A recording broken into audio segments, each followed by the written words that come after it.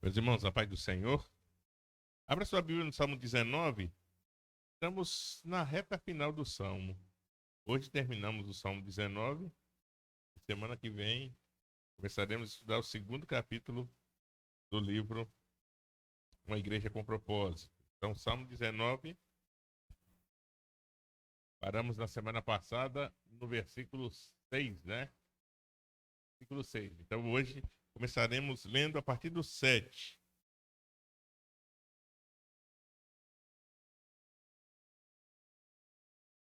A partir do 7. Do 7 ao 11, meus irmãos. Estamos comentando alguma coisa do 7 ao 11 a semana passada, mas queremos dar continuidade hoje. Diz assim: a lei do Senhor é perfeita e restaura a alma. O testemunho do Senhor é fiel e dá sabedoria aos simples. Os preceitos do Senhor são retos e alegram o coração. Os mandamentos do Senhor, o mandamento do Senhor é puro, e ilumina os olhos. O temor do Senhor é límpido e permanece para sempre. Os juízos do Senhor são verdadeiros e todos igualmente justos. São mais desejáveis do que ouro, mais do que muito ouro depurado, e são mais doces que o mel e o destilado dos favos. Além disso, por ele se admoesta o teu servo, em os guardar a grande recompensa. Meus irmãos, essa parte é interessante, que eu digo que é uma exaltação à palavra do Senhor, como tem alguns salmos que falam sobre isso. Salmo 119. Salmo 119 é uma poesia em todos os 152 versículos, se eu não me engano, ou 150 versículos, que é uma exaltação à palavra do Senhor. E aí, para nós, como Igreja do Senhor, o que nós temos que entender dentro dessa palavra? Primeiro, essa verdade que é dita: a lei do Senhor é perfeita. E aí uma pergunta: por que a lei do Senhor é perfeita? Porque Deus é perfeito. Se Deus é perfeito, automaticamente a sua lei será perfeita. Então, se a palavra de Deus diz que Deus é imutável, a lei do Senhor também é. Está vendo como é interessante? Então, hoje em dia, a gente tem ouvido de alguns teólogos, né? Seja da vertente cristã que for, que diz que a palavra do Senhor está ultrapassada. Ué, mas se ela é perfeita, como é que está ultrapassada? Entendeu como pela lógica, é impossível isto acontecer. Quando a Bíblia faz uma declaração que a lei do Senhor é perfeita, ela é perfeita por quê? Porque quem criou a lei é perfeito. Por quê? A própria Bíblia diz que a justiça humana é o quê? Como?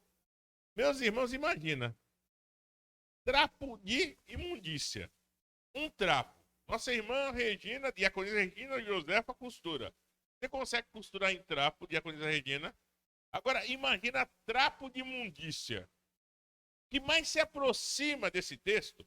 Sabe quando você pega um retalho e ele está tão ruim, que você, quando segura, ele se desfaz na sua mão? A Bíblia diz que a nossa justiça é parecida com esse tecido. Ele não tem mais resistência nenhuma. E não é isso que a gente vê? Não é isso que a gente percebe? A gente vê que, por melhores que sejam a lei aos olhos humanos, ela sempre vai ter falha. Por quê? Quem criou a lei humana? E o homem é? Automaticamente a lei será? Entendeu?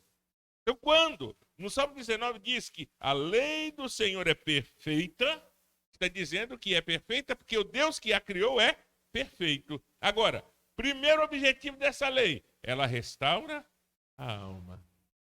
Conhecereis a verdade, restauração de nossa alma. Olha como isso é interessante, meus irmãos. À medida que somos impactados pela palavra, a palavra gera transformação na nossa vida. Por isso que a Bíblia diz: quem está em Cristo, o que acontece com ele?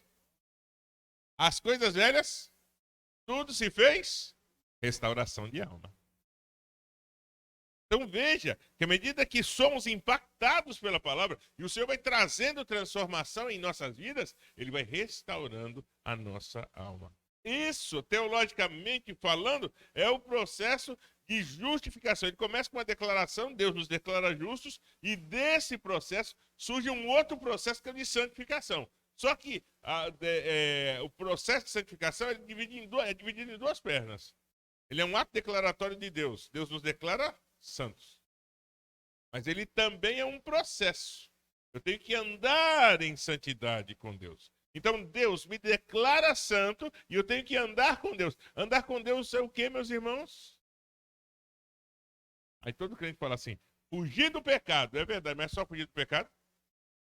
Andar com Deus é ter um coração quebrantado. Andar com Deus é fazer a sua obra. Andar com Deus é ter comunhão diária com Deus. Andar com Deus é você ouvir Deus falando com você. Andar com Deus é você estar sensível à vontade de Deus na sua vida. Todas essas coisas são andar com Deus. Pastor, então quer dizer que tudo isso está dentro do processo de santidade? Agora, olha como é interessante. Para que serve o processo de santidade, meus irmãos? Para que serve o processo de santidade? Se andarmos com Deus, qual vai ser o resultado? Hã? Hã? Intimidade com Deus. Você vai ter intimidade, intimidade, intimidade. Qual é o resultado da intimidade com Deus? Céu. Opa! Se é céu, se esse corpo mortal será revestido de um corpo imortal, e qual é a diferença? Esse corpo mortal é pecaminoso. O imortal será não tendente ao pecado, porque a raiz do pecado vai ser tirada. Opa! Restaurar. Estão vendo? Então a lei do Senhor é perfeita. E ela faz o quê? Ela restaura a nossa alma. Segura aí um pouquinho, vamos ler aqui o slide, depois a gente volta para cá para os versículos. Os diversos termos utilizados para a lei de Deus essencialmente se sobrepõem. Juntos, eles designam a totalidade das instruções reveladas de Deus para a humanidade. Meus irmãos, qual é a maior revelação de Deus para a humanidade? A Bíblia. Quando o crente deixa de meditar na palavra para ir atrás do profeta, da profeta, tem uma reunião de oração que lá Deus fala, o céu desce, eu não sei se o céu desceu ou se fui eu que subi. Pastor, o senhor crê nisso? Crê em todas essas coisas, mas a maior revelação é a palavra. Se você receber uma palavra profética, e essa palavra profética, por conta da Bíblia, despreza a palavra profética e fica com a palavra revelada. Por isso que a Bíblia diz para não julgar para julgar o quê? A profecia. Por quê? Se eu conheço a maior profecia, ela me dá base para eu julgar as profecias que são pronunciadas. Estão vendo como é interessante? Só que muitas vezes há inversão.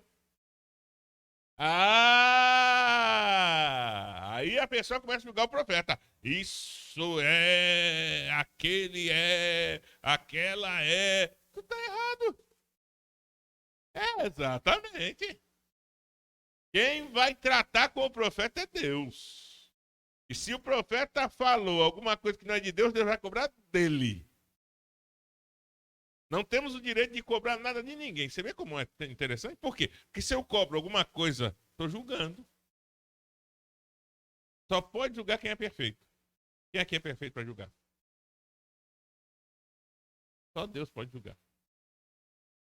À medida que entendemos isso, à medida que vivemos isso em nossa vida, começa a acontecer o processo de transformação na nossa vida. Aí nos tornamos parecidos com Deus. A Bíblia diz que a língua é o menor órgão do corpo, mas esse pequeno órgão faz o quê? Põe fogo numa cidade. A língua. Sabe por quê, meus irmãos? A Bíblia diz que com a língua nós abençoamos. E com a língua nós amaldiçoamos. É sério isso, né? Estão vendo como é tão importante? À medida que a gente se aproxima do Senhor e começa a conhecer a sua palavra e vivenciar a palavra, à medida que ele começa a restaurar a nossa alma, nós somos transformados. E a Bíblia diz que nós somos transformados de glória em todo dia. É diário esse processo. Cada dia, meus irmãos, nós temos que melhorar diante do Senhor. Cada dia nós temos que estar buscando ao Senhor e falando, Senhor, eu preciso melhorar. Eu preciso melhorar. Eu preciso melhorar. Quando entendemos isso, nós passamos a andar nesse processo diário com Deus. E aí Deus vai me transformando, me fazendo mais parecido com Ele. À medida que eu me torno mais parecido com o Senhor, é gerado em mim algo muito interessante, que se chama caráter cristão, ou de Cristo. Por isso que a Bíblia diz, aquele que mentia, olha aí, se é transformação de caráter, e aí Deus começa a transformar o meu caráter e fazer com que o meu caráter seja um caráter cristão, Deus está transformando o que na minha vida? A minha vida moral. Se Deus está transformando a minha vida moral, a minha vida terrena passa a ser uma vida testemunhal. Opa, por isso que a Bíblia diz que nós somos luz e... Tá vendo? A Bíblia se completa. Ela se completa. Quando Deus diz lá atrás que restaura a nossa alma, porque lá no final, o Senhor quer que nós entendamos que a nossa vida é testemunhal. Meus irmãos, a sua vida tem que transmitir Cristo. O seu falar tem que transmitir Cristo. O seu andar tem que transmitir Cristo. O seu olhar tem que transmitir Cristo. Tudo na sua vida tem que transmitir Cristo. Por isso que ser cristão é modo de vida. Não é religiosidade. Religião não leva para o céu. O que leva para o céu é ser cristão. Essa é a diferença. Hein? Então veja, vamos seguindo. A lei de Deus é pura, verdadeira e eterna. Ela anima ou restaura a alma, concede sabedoria e traz profunda alegria. Agora vamos voltar no versículo.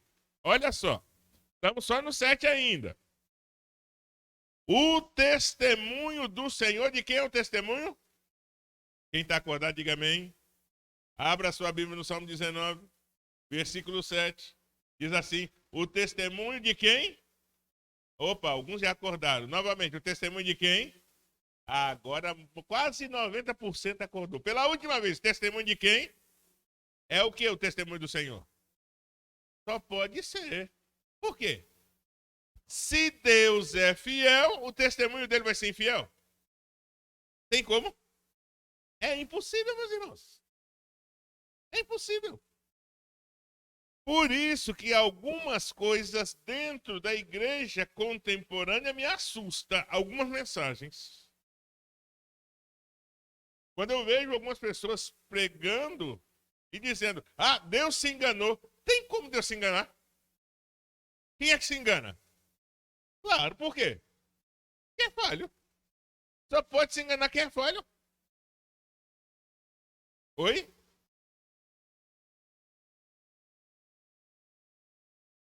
Com toda certeza. Então veja, Deus, é impossível Deus se enganar, meus irmãos. É impossível. Se ele é fiel, justo e verdadeiro, como é que ele vai se enganar? Aí a Bíblia diz que a vontade de Deus é o quê? Agora vamos lá nesses versículos. Abra aí, Romanos, capítulo 12, versículos 1 e 2.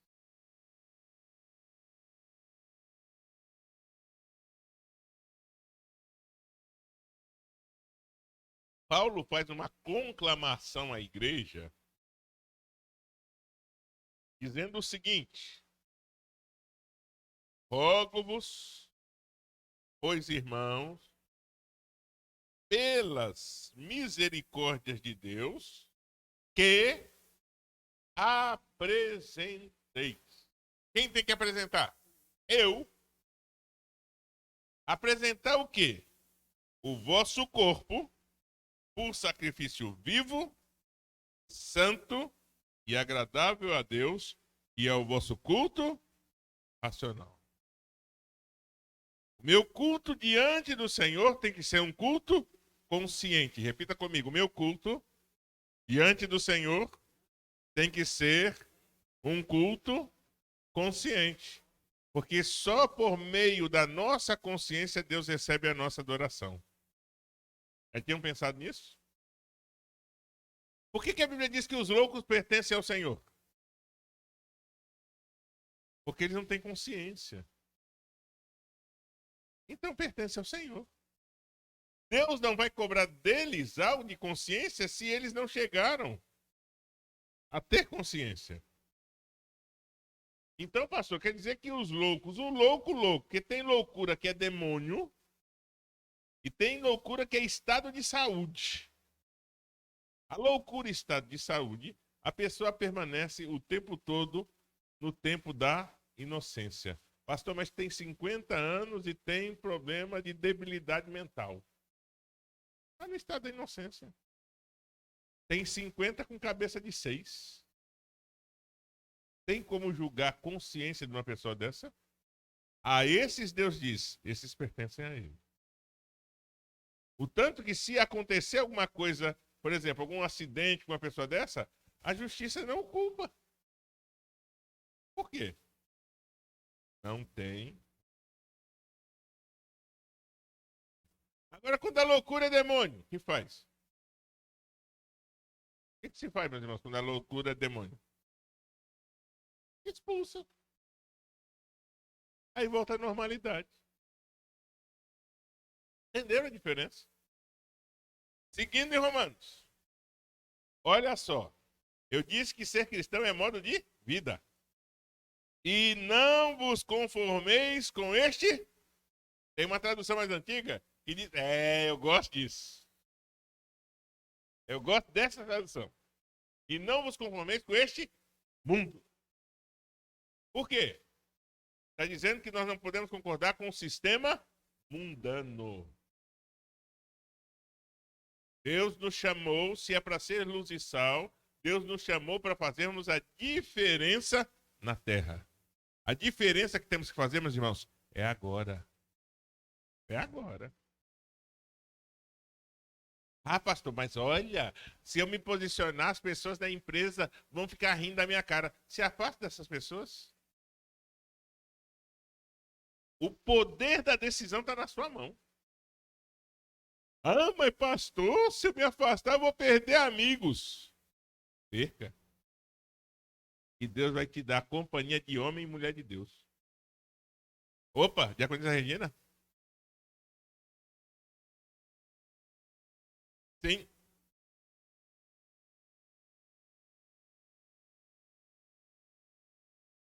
Olha aí. Excelente isso. Tradução perfeita. Não imite. É por isso, meus irmãos. Uma vez chegaram assim para mim, pastor, por que o senhor não pinta monte de preto, porque a moda, jogo de luz. Falei, sabe por quê? Eu vi isso quando estava no mundo. Quando ia para show do Titãs. Eles entraram no palco. Era exatamente isso. As luzes lá, tudo preto. Olha. Todas, Manassés. Todas. Mas o padrão, olha aí, não imiteis o costume do mundo. Querem trazer a realidade de lá para cá? Não, meus irmãos. A porta do inferno não vai prevalecer contra a igreja. Não é trazer o mundo para a igreja, é a igreja influenciar o mundo. Essa é a ordem bíblica. Por isso que muitos falam assim, mas olha, nesse tempo todo, e olha que de pastor Isaac, pastor Cláudio mudou muita coisa dentro de Monte Hermon. Em relação a costumes. Mudou-se muito. Mas verdade do evangelho, meus irmãos. Pastor Joab era radical. Pastor Isaac era um pouquinho mais liberal. Você agora vai chegar um mais liberal. Meus irmãos, eu acho que eu sou mais radical que o pastor Isaac. Então você assemelha ao pastor Joab? Mas não parece. Vai conviver comigo. A liderança da igreja já sabe. Os diáconos, diaconisas, os coordenadores de ministério. Por quê, meus irmãos? A porta é estreita. O caminho, ó, é estreitinho. E aí a Bíblia diz que para nós chegarmos no céu, ele é tomado, sabe o quê? Por? Tem que ter esforço. Qual é o esforço de acordo ali, olha? Não imite o costume do mundo. Por que o reino de Deus é tomado à força? Porque eu tenho que negar a minha vontade. O que diz o versículo 1? Apresentei o vosso corpo por sacrifício.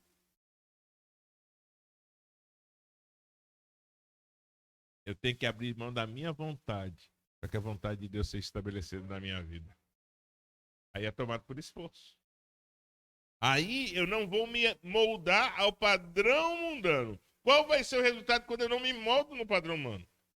Mas transformai-vos, atitude pessoal novamente, pela renovação da vossa mente. Opa, o 19:7, restauração da alma.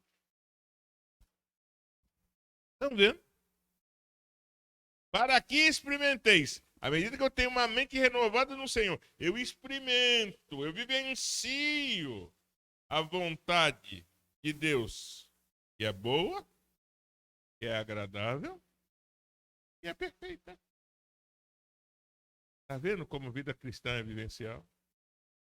Nós temos que viver a vida do Evangelho, meus irmãos. Nós temos que viver a vida em Cristo. Estava comentando hoje numa reunião e alguns crentes modernos não têm medo de pecado, não. Mas quando fala que é Deus querendo a gente, tem medo da ação de Deus. O que é isso? Do que tinha que ter medo, não tem. E do que não era para ter medo, tem. Tem inversão de valores. Mas o mundo que nós estamos vivendo está ensinando o quê? Inversão de valores. Isso influencia a igreja? Infelizmente influencia. Por quê? Alguns aqui têm meia idade. Quando os pais estavam conversando na sala, se você atravessasse no meio da sala na conversa dos pais, era só dar aquela olhada de rabo de olho, né? Quando a visita saía.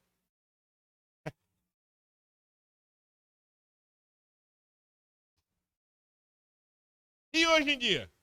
Você está conversando e a criança faz assim. O que é?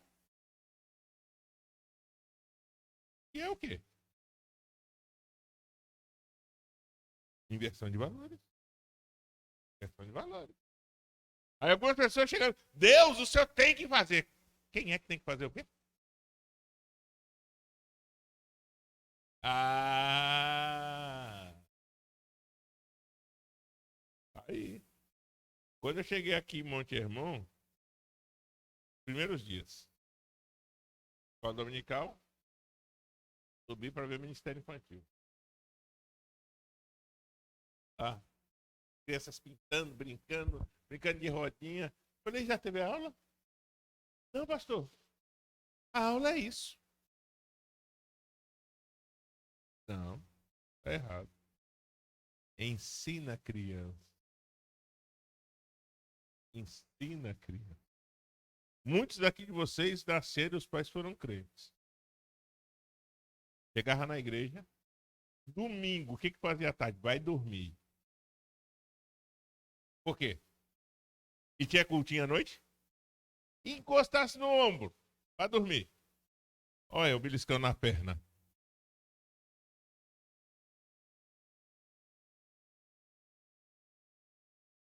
Mas nessa época a criança era batizada do Espírito Santo. Estão reparando? Nem toda modernidade é boa, meus irmãos. Nem toda abertura é boa. Eu vejo muitas vezes, os pais chegam, olha, quer ver, chega, a criança, celular na mão da criança. Sabe quando a criança com celular vai prestar atenção no culto? Sabe quando? Nunca. E sabe de quem é a responsabilidade? Dos pais. Sabe de quem Deus vai cobrar? Dos pais.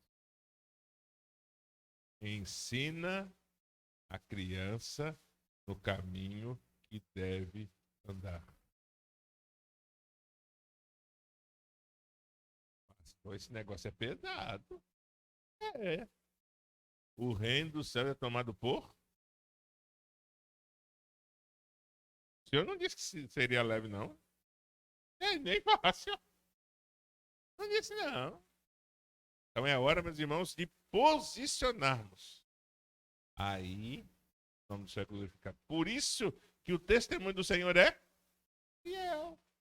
E é maravilhoso que tudo aquilo que nós temos que aprender está registrado aqui, ó. Na palavra. Qual o nosso problema? Muitas vezes nós não estamos lendo a palavra. Ou alguns até leem. Leem, mas não aplica. Quando eu leio a palavra e não aplico, ela fica aqui. Mas não desce para cá. Por isso, antes o meu prazer está na lei do Senhor e na sua lei medito de dia e de noite. Daqui para cá, de cá para cá, daqui para cá, de cá para cá. Aí a nossa vida muda. Seguindo o versículo 7. E dá sabedoria aos simples. E isso eu acho maravilhoso. Muitas vezes, meus irmãos, e aí nós temos que entender, a Bíblia fala de duas palavras. Uma, palavra do conhecimento. Como a palavra do conhecimento é adquirida? Lendo, estudando. Então, se eu estudei, eu tenho conhecimento de determinado assunto. Se você estudou, você tem conhecimento de determinado assunto. Isso é a palavra do conhecimento. Mas a Bíblia também diz da palavra de sabedoria. Sabedoria, a palavra de sabedoria, ela é adquirida por meio da vivência. Então, não despreze os cabelos brancos.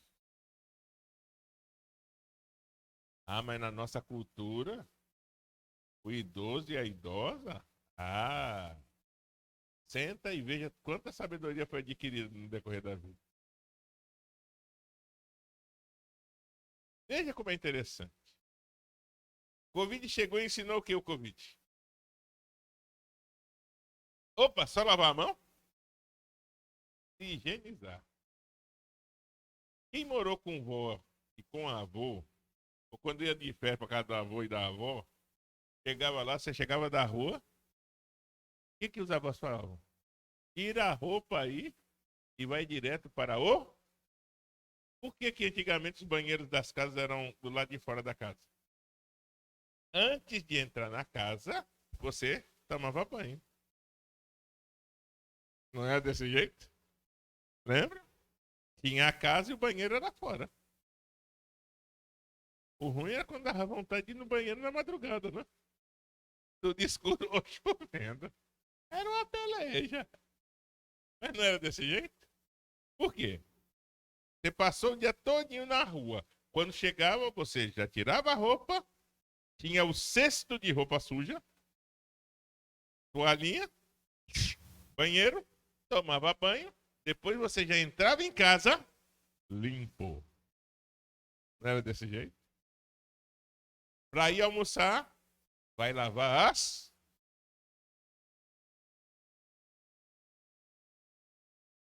O Covid nos fez lembrar uma série de coisas desse tipo, né? Estão vendo? Aí muitas vezes a gente despreza a palavra de sabedoria. Professor com mais vivência, ele falou assim, isso é radicalidade. Não. É vivência, é experiência de vida. E isso gerou sabedoria. Então comece a tentar para essas coisas, meus irmãos. É muito importante. Versículo 8. Os preceitos do Senhor são retos, mesmo princípio, se Deus é reto, os preceitos são retos. E alegram o coração. Isso me chama a atenção. Nós vivemos num mundo em que as pessoas estão atrás de felicidade. Felicidade verdadeira só em Cristo.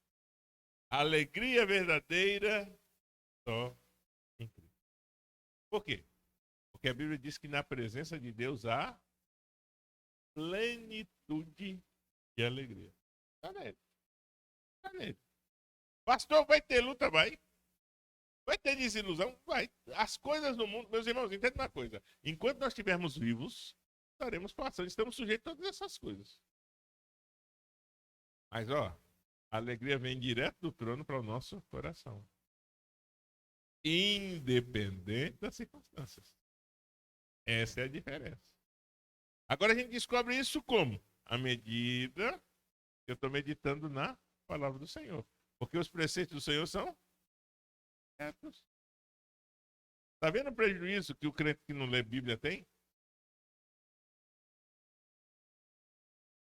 Ele não consegue enxergar. Por isso que tem crente, meus irmãos, tem crente que você fica assim, Jesus, olha, tem uma palavra pesada, uma palavra de murmuração, sempre está reclamando, sempre está falando. Aí você começa a falar, tem vida devocional? Não, ora não, lê Bíblia não. Aí vai murmurar sempre mesmo. Tudo vai estar sempre ruim. Porque não consegue receber do Senhor alegria. Por que não consegue receber do Senhor alegria? Porque não tem vivência com Deus. À medida que eu tenho vivência com Deus, o Senhor começa a alegrar o meu coração, independente das circunstâncias. Por isso que a Bíblia diz que nós não somos guiados pelo que nós vemos. A nossa vida é pela fé em Cristo Jesus, que é o nosso Senhor. O mandamento do Senhor é puro e ilumina os olhos. Ele abre os nossos. Infelizmente, tem muita gente que carnalmente vê e espiritualmente está cego. E acha que está certo. Não. À medida que eu vivencio a palavra de Deus na minha vida, os meus olhos são abertos. O Senhor passa a me direcionar, passa a mostrar as coisas para mim. Então entenda, que à medida que eu me aproximo do Senhor, o Senhor vai estar trabalhando na minha vida. O temor do Senhor é límpido e permanece para sempre. Os juízos do Senhor são verdadeiros e todos igualmente justos. Versículos 10. São mais desejáveis do que ouro, mais do que muito ouro depurado, e são mais doces do que o mel e o destilar dos seus favos.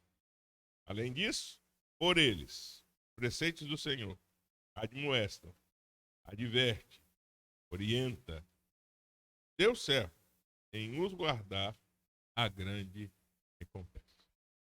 Tem muito crente esquecendo disso. E por que esquece? Porque não conhece a palavra. Ano de buscar o Senhor, meus irmãos, é ano de nós termos entendimento que nós temos que voltar a amar a palavra do Senhor. Por isso que o Salmo 119, 105, lâmpada para os meus pés é a tua. E o que mais?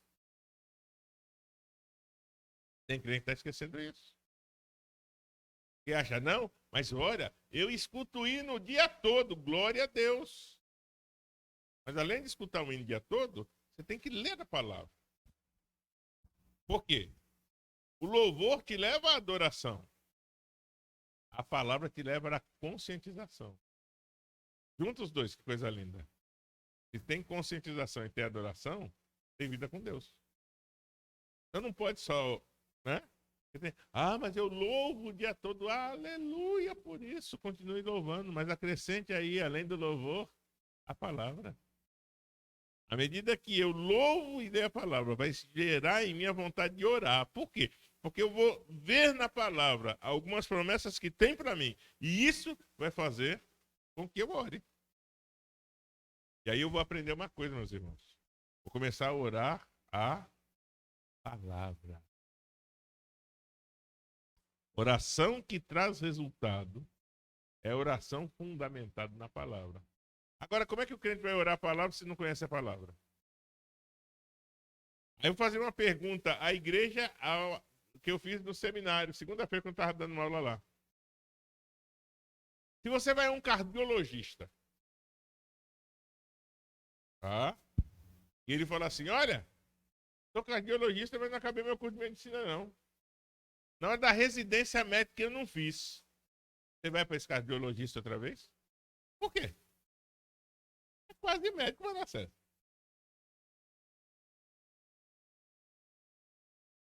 E por que a gente acha que na obra do Senhor a gente pode pular a etapa? Alguém vai andar em motorista de Uber que não sabe dirigir? Hein? Alguém vai pegar mototáxi com quem não sabe pilotar a moto? Mas a gente acha que na obra do Senhor a gente pode fazer essas coisas. Tem coerência. Tem coerência. Quando eu cheguei aqui, hoje em dia não mais, mas na época se ordenava pastores sem curso teológico. E eu questionei. E na conversa falei, isso está errado. Por quê? É homem de Deus. Eu falei, ótimo, é homem de Deus. Tem o curso? Não, mas Deus usa. Eu falei, não estou dizendo que Deus não usa, não. Deus usa. Mas você vai num médico que não tem a carteirinha lá, o CRM? Eu não, misericórdia. E por que para ser pastor pode?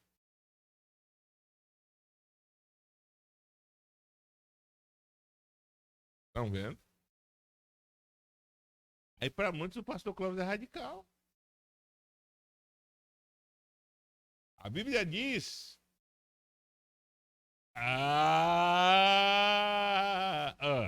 Tem que andar junto, crescer na graça, conhecimento. Graça, conhecimento.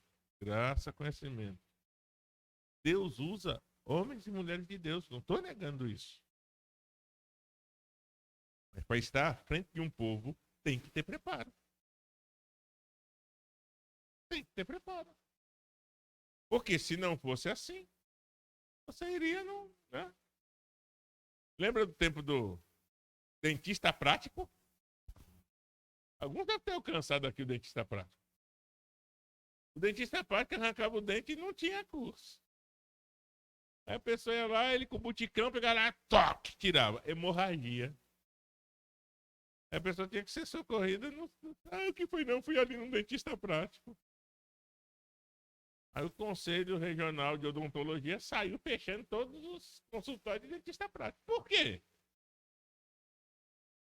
Fazia um curso, não tinha a parte do estágio. O que é o estágio do quem faz curso de odontologia? A prática. Se você não tem a prática. É o que acontece com muitas irmãs quando casaram. Ia todo mundo cozinhando, pegava a receita, livro de receita, lindo, maravilhoso. Começa a cozinhar. Todas as medidas da receita lá, tem hora que a gente não muda, depois sabe, aprende a cozinhar. Mas quando começa? Tempera demais, tempera de menos. Cozinha demais ou cozinha de menos. Aí a prática, chega um ponto, você nem olha mais receita. É a prática. Estão vendo como é complicado? Eu falo, por que para Deus a gente quer apresentar as coisas para Deus de qualquer jeito? Pastoreei uma igreja que tinha uma irmã que todo dia dava oportunidade para essa irmã quase todos os cultos. Pastoreei não, eu congregava nessa igreja, não era pastor dela, congregava. Aí toda vez que ela chegava lá, eu falei, meus irmãos, eu não preparei nada, mas o Senhor recebe o meu louvor. Falei, Jesus, quando eu chegar a ser pastor, eu não vou aceitar isso não. Sabe que vai ter oportunidade? Se prepare. Se prepare. Por que, pastor Clóvis? Porque, meus irmãos, temos que apresentar ao Senhor o nosso melhor louvor, a nossa melhor mensagem, nosso melhor estudo, a nossa melhor apresentação. Tem que ser o melhor. Ele merece o melhor. Porque se você for num tribunal, tem lá uma causa na justiça. Você fala, eu não vou contratar advogado porque tá caro. Chegar diante do juiz e falar assim, qual o seu representante legal? Eu não, eu vou me defender. Ele fala assim, não vai não. Você não tem preparo para isso. Se na terra é assim, por que para as coisas de Deus a gente quer fazer de qualquer jeito? É hora. A igreja tem que se despertar, meus irmãos. A igreja tem que se despertar. E entender que, olha, tudo aquilo que fazemos para o Senhor, olha, a grande recompensa. Essa recompensa do Senhor virá à medida que nós fizermos aquilo que o agrada. Pega lá no início da Bíblia. Caim também ofereceu uma oferta ao Senhor. Abel também. A de Abel Deus recebeu. A de Caim Deus não recebeu. A resposta está lá em Abraão, lá em Hebreus. A Bíblia diz que pela fé Abel ofereceu melhor. Como está a sua fé? Está sendo a melhor? É tempo de abrir os nossos olhos para isso. Porque no Senhor há grande recompensa. 11, né? Não, é isso. Vira aí, Ailton, por favor. É a última essa daí, né? Ou tem mais uma? Uma? É a última essa daí? Ok. Versículos de 12 a 14. Diz assim: quem é que possa discernir as suas próprias faltas, absolve-me das que me são ocultas. Também da soberba guarda o teu servo, que ela não me domine. Então serei irrepreensível e ficarei livre de grande transgressão. As palavras dos meus lábios e o meditar do meu coração sejam agradáveis na tua presença, Senhor, rocha minha e redentor meu. Olha só, o salmista é levado a refletir a respeito da sua falta em executar a lei perfeita de Deus, bem como de reconhecer que a sua única ajuda é Deus, o único capaz de limpá-lo. Ele segue a lei de Moisés para distinguir entre os pecados conscientes deliberados. E aí eu gosto disso no sentido de todo pecado que praticamos, ele tem um quê de consciência, por isso nós praticamos. Mas na nossa visão, algumas coisas que desagradam a Deus, que para nós não é pecado, para Deus é. Por isso, Senhor, absolve-me das faltas que me são ocultas. Não é que não tenha consciência de que aquilo seja errado, mas muitas vezes aos nossos olhos, aquilo não tem problema. E aí a gente faz, aí o que o Espírito Santo faz? Aí é lindo, meus irmãos. O que o Espírito Santo faz? Como eu não tenho consciência e fazendo, eu acho que não tem problema nenhum. Quando eu faço, ele vem e começa a incomodar. Assim, Senhor, por que o Senhor está me incomodando? Isso é pecado. Por quê? Existem pecados, aí eu gosto de brincar, né? Existe pecado, e existem pecados que são atitudes nossas que desagradam a Deus, mas que aparente não é pecado. Ok? O pastor ficou meio confuso. Vou dar um exemplo. Eu já disse aqui que até treinar em time de futebol eu já treinei. Só que eu sou uma pessoa que eu gosto de ganhar. O que vale a pena é competir. Para mim é balela. O que importa é ganhar. Quem é que lembra do vice? Quem é que lembra do segundo? Entendeu? Tu vai lá assim, o último campeão da Copa do Mundo. Quem foi o último campeão da Copa do Mundo? E quem foi o vice? Quer ver? Aí você para assim, né? Quem foi? Por quê? A nossa mente lembra de quem ganhou. Bolsonaro foi eleito presidente. Quem foi que perdeu?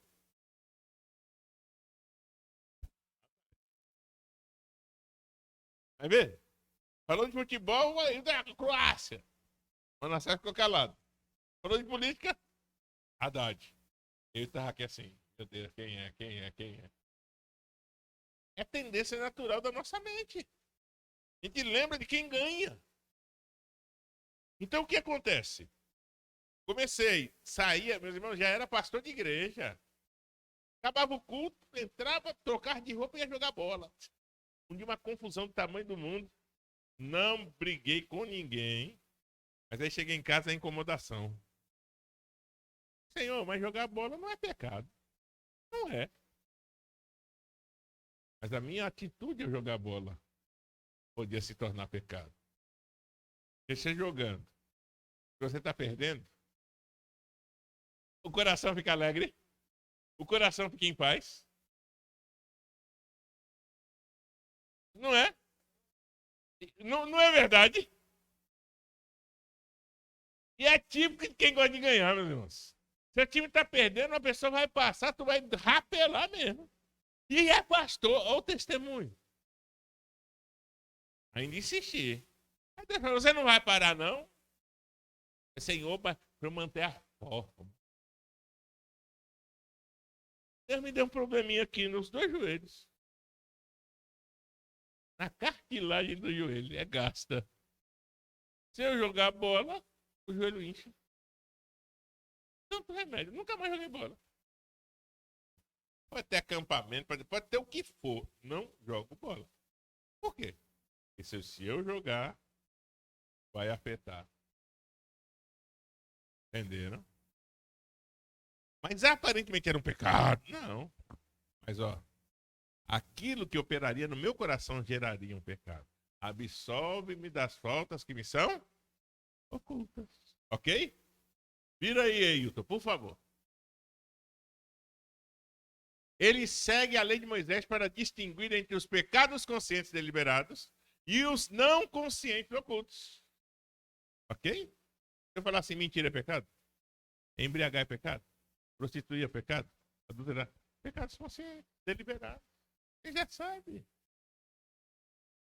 Mas ficar irritado é pecado? Quando eu estava perdendo, eu ficava irritado.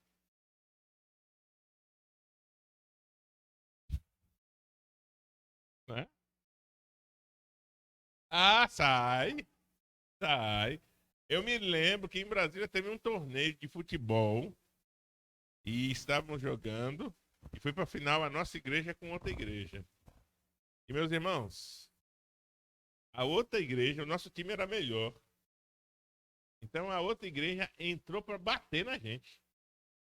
Toda dividida, eles foram para rachar. Você toma uma pernada, é do jogo. A segunda, você já começa a pensar, a pessoa está perseguindo. A terceira, você tem a consciência que está perseguindo. Na quarta, quase deu briga. Porque entrou, aí quando levanta já começa a empurrar. Então, Deus, quando trabalha em nós, ele trabalha em todo o conjunto. Por isso que algumas coisas aparentemente aos nossos olhos não são pecado, mas o Espírito Santo gera uma incomodação e fala assim, não faça não. Por quê? Essas faltas não conscientes. Que aparentemente não são pecados declarados, mas pode vir gerar um pecado em nossas vidas. Porque irá. Se não controlou a ira, meus irmãos, você peca. Se numa situação dessa você deixa de amar o outro crente lá, você pecou. Se numa situação dessa você perdeu a alegria, você pecou. Se numa situação dessa você perdeu a paz, você pecou. E aparentemente, é pecado.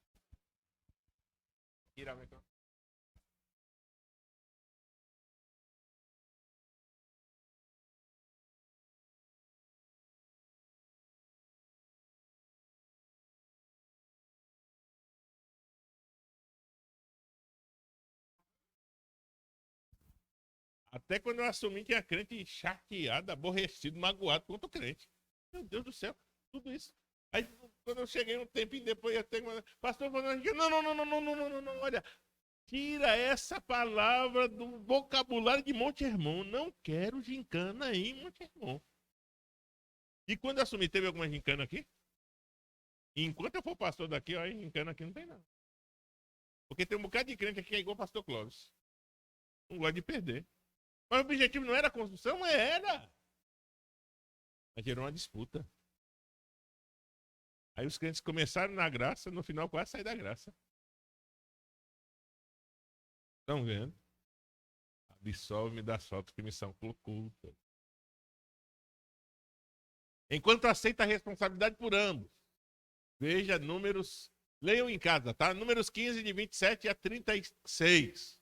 Davi conclui, unindo-se aos céus em louvor ao seu Deus. Esse é o Salmo 19. Ele começa com a excelência da criação, uma exaltação à criação do Senhor e a excelência da criação. e termina falando da excelência da palavra de Deus em nossas vidas. E é maravilhoso isso. E é interessante que ele termina com uma declaração maravilhosa. As palavras dos meus lábios e o meditar do meu coração sejam agradáveis na tua presença, Senhor, rocha minha e redentor. Deus espera de nós o nosso louvor e a nossa exaltação ao nome dele diariamente. À medida que isso acontece, o nome do Senhor é exaltado e glorificado nas nossas vidas. Que o Senhor nos abençoe. Semana que vem, começaremos o estudo do capítulo 2 do livro Uma Igreja com Propósito. Vamos orar ao Senhor, se coloque de pé. Quero convidar o pré-diácono Neilton a estar orando ao Senhor, encerrando o culto desta noite. Logo após estarei impetrando a bênção apostólica.